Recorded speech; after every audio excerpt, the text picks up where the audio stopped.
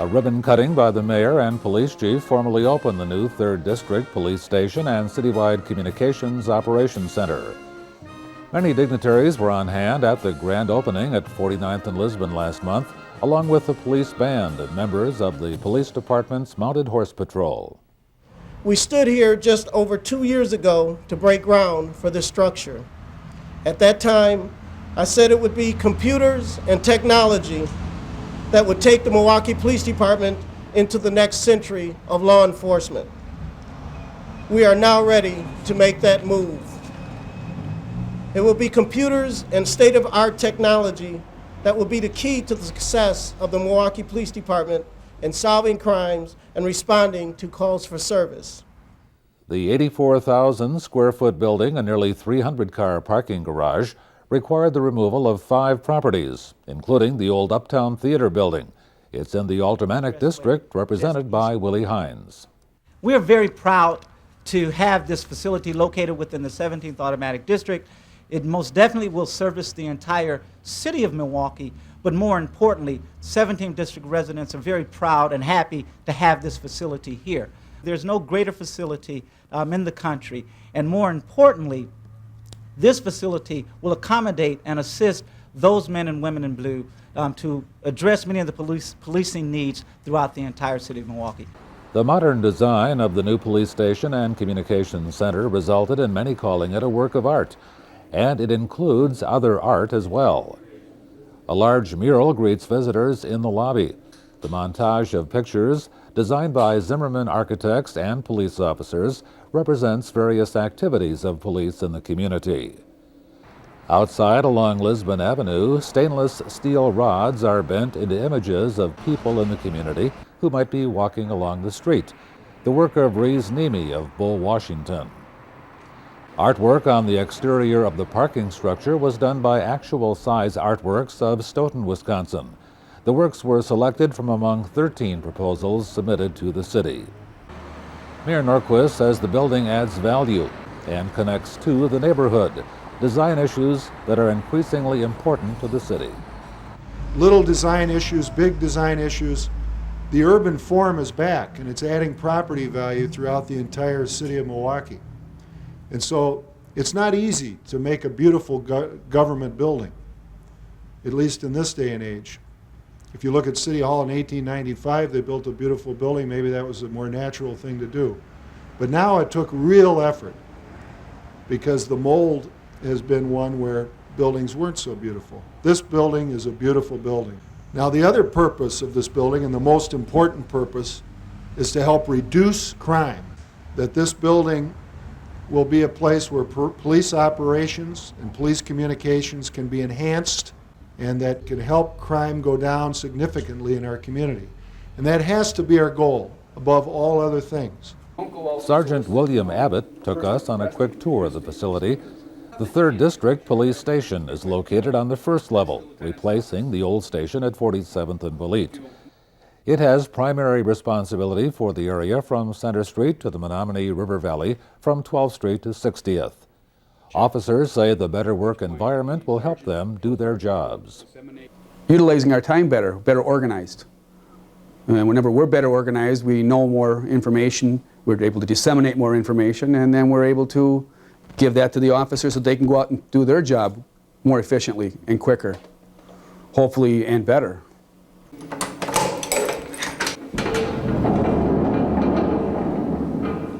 The district station includes a detention area with 20 cells and separate areas for male, female, and juvenile prisoners. The records management section for the entire police department will be operating on the 2nd level of the new building, and the 911 and other emergency communication systems will be located on the 3rd level. Both will be transferring here during the year from the Downtown Police Administration Center. The new 3rd District and Communications Operations Center was sorely needed, and the technology housed here will better serve the community. This building will also be an anchor for this community. Its open and spacious design allows for the public to see what's going on inside, instead of making it a closed fortress like many law enforcement facilities. By locating this key facility here, we are expanding the scope of the administration of the Milwaukee Police Department beyond the downtown area.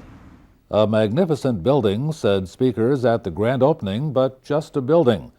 They say the most important thing is the kind of services that will be delivered to reduce crime and enhance the quality of life for those in the Uptown Crossing area and throughout the city.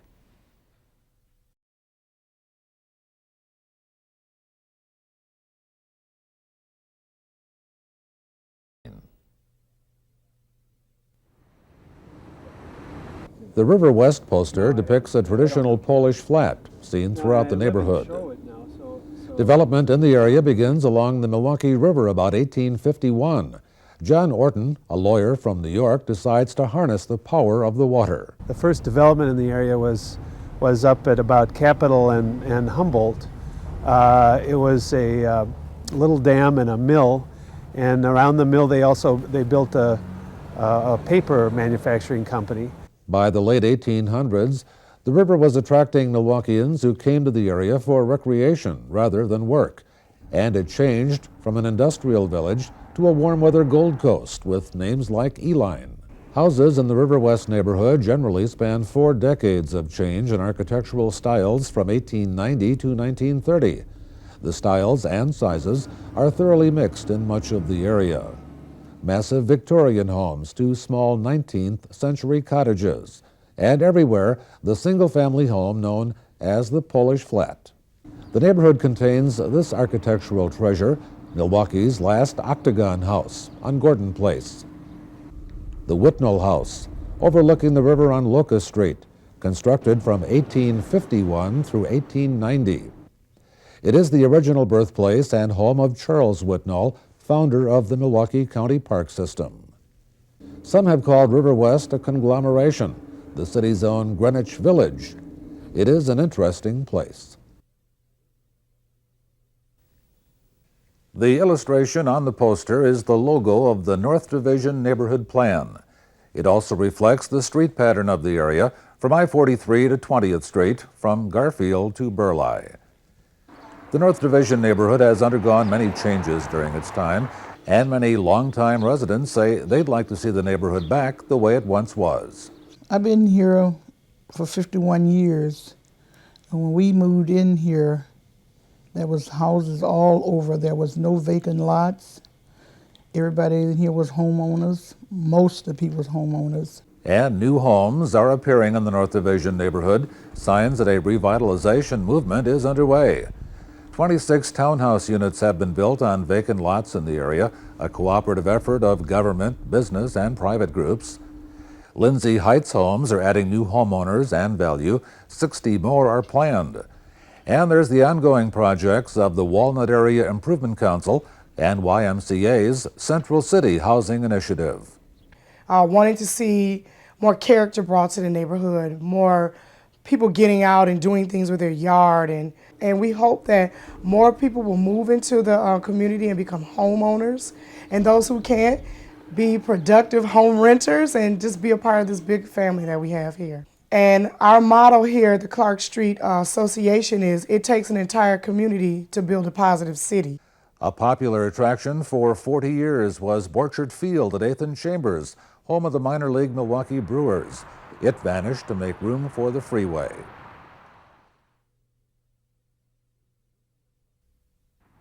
The new Miller Park and the east-west freeway help form the southern boundary of the Story Hill neighborhood, hidden behind a tree-lined street just north of I-94. The neighborhood poster depicts one of the spacious Tudor-style homes built here in the 1920s. It's named after Hiram Story, who settled east of here, brought his family here, and started to farm, and then decided that quarrying was the better bet for him. Ida Story's late husband Charles was a great-grandson of Hiram Story. Born in 1818, Hiram Story arrived here in 1843 and soon owned 160 acres west of the city, nearly all of the present neighborhood. Passed up the downtown, so to speak, because they realized that this place west of the valley was fertile ground for farming. And as the story goes, the storm uprooted the tree and they discovered the well, what became known as Lannonstone. Hiram's brother joined him in mining the Lannonstone Quarry, one of several in the area. They built their homes on the high ground above the quarry, which closed in the 1940s. It covered what is now the Highway 41 Expressway and the north parking lot of Miller Park. We have about 300 neighbors throughout the neighborhood, and we are pretty much the center of Milwaukee County. So it's very easy to come to our neighborhood. It's very easy for us to go to other parts of the city, in the county, and wherever we have to go. And today, when you look and drive through that neighborhood, I can see why people say, boy, I'd sure like to live here. It's a neighborhood everybody would love to live in, and I think that says it all. The Bayview poster depicts the ornamental windows that adorn some older Bayview homes. Only minutes away from downtown via the Hone Bridge and the Lake Parkway, the neighborhood lists views of Lake Michigan and the downtown skyline among its highlights. The community traces its origin to Elijah Estes, who staked out 150 acres of farmland. The name Bayview is associated with his wife, and apparently she said we should name this place Bayview, and that's how it got started. At least that's the way the tales go. In 1878, Elijah built this home at the corner of what is now Estes and South Shore Drive. It's a local historic landmark. The mills, starting with the Milwaukee Iron Company in 1867, transformed the neighborhood into an industrial community. By 1873, it was the largest employer in Milwaukee with more than 2,000 workers. Steel workers were recruited from England, Ireland, Scotland, and Wales. They were called puddlers, skilled in converting pig iron into wrought iron, which is called puddling.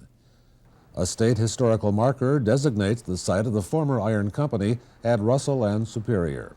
Bayview was a village beginning in 1879, but was annexed to Milwaukee only 8 years later. As in other communities, churches established in the 1870s are prominent visual landmarks. Other landmarks include the Elizabethan-style Bayview High School, the popular Pryor Street Iron Well, the city's first artesian well, Humboldt Park, dating to 1890, one of the city's first parks. South Shore Park has always drawn people, including this group of youngsters in 1920. And the Avalon, Milwaukee's first theater built exclusively for talking motion pictures. Bayview is a stable neighborhood, and residents say it's a big city neighborhood with a small city character. The illustration on the poster calls to mind the solid homes in the Washington Heights neighborhood, accented with architectural details like stained glass. What's nice about all the houses, including bungalows and duplexes, is that they're very solidly built. The craftsmanship is just incredible in these homes, the woodwork and the built-ins, the built-in bookcases and elaborate ceilings, beam ceilings and things like that, and they're really very solid and very detailed. The first thing that's obvious about it is that it has very substantial housing. But now I guess I would have to characterize it as much as anything by the people who live here. It's really a vibrant city kind of neighborhood. A solid residential blend of urban and suburban between Washington Park and the highlands of Wauwatosa, the area dates to the 1830s. And George Dowsman bought the majority of it. This is back in 1839, I think it was, back very close to the beginnings of Milwaukee. It's pretty much a 20th century neighborhood. There are a few houses that are older than that, a couple of old farmhouses, and actually one house just across the street from mine, which was moved here from Washington Park when the park was laid out in the 1890s. But otherwise, by and large, the neighborhood was built between, say, 1915 and 1925. And as you go through the neighborhood, you're going to see a fair amount of similarity in terms of style of housing. There are a lot of Milwaukee bungalows, a lot of Milwaukee duplexes, and then along the boulevards, there are houses that are much grander. Some of them almost mansions, like the one that was built for the Trucker family from Kearney and Trecker, and then there were a couple of houses built one for William Harley and 2 or maybe 3 even for the Davidson brothers. We now say of the neighborhood it's in the city and out of the ordinary, but for the first people who were here, it was kind of a suburban neighborhood.